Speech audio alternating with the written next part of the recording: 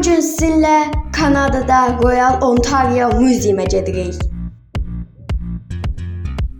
Bayırdan görünüşü belədir, çox gözəl bir yerdir. Bu gördüyünüz kimi qədim dinozavrın sümüyüdür. Sümüklərini birləşdiriblər, belə şey alınır. Bura qədimə marağı olan insanlar üçün həqiqətən də çox möhtəşəm yerdir. Burada da ilanı qurudublar. Burada çox heyvanı qurudublar. Məsələn, bayquş ya da panda. Hətta bunlara əl vuranda da görsən ki, əsl heyvandır. Sadəcə qurudublar. Mənə məsələn maraqlı gəlmir, böcəyi niyə qurudasan ki? Amma onlar üçün maraqlıdır. Böcəklər demişkən, gəlin biraz da kəpənəklərə keçək. Burada da ürəyimiz açılsın.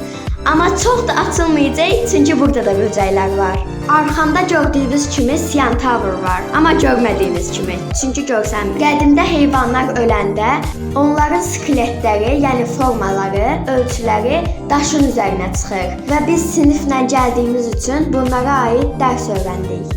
O qədər maraqlı idi ki, internetimiz olmadığında T-Rex oyununun gerçək formasıdır. Yəni sümüklərini birləşdiriblər, arxeoloqlar belə şey kəşf ediblər. Burada da zürafənin babası olan dinozavrdır. Belə deyirlər ki, zürafə əvvəllər o boydaydı. Burada isə siniflə binamızın yanından keçirik. Çünki binamız metro stationunun yanındaydı. Bir də bunu da deyim ki, biz metro ilə ora getdik. Və 45 dəqiqə ya da 30 dəqiqə yol getdik. Muzeyin yanında bir dənə də foto, bir dənə də foto. Burada da avtobus gəlmişdi və biz də 30 uşaq avtobusa yetişmək üçün qaçırdıq. Videomuzun sonuna gəldik. Xüsusi təşəkkürlər Mehdi Yaqubov filmi hazırladı, Zeynəb Yaqubzadə. Like atmağı, yorum yazmağı və abunə olmağı unutmayın.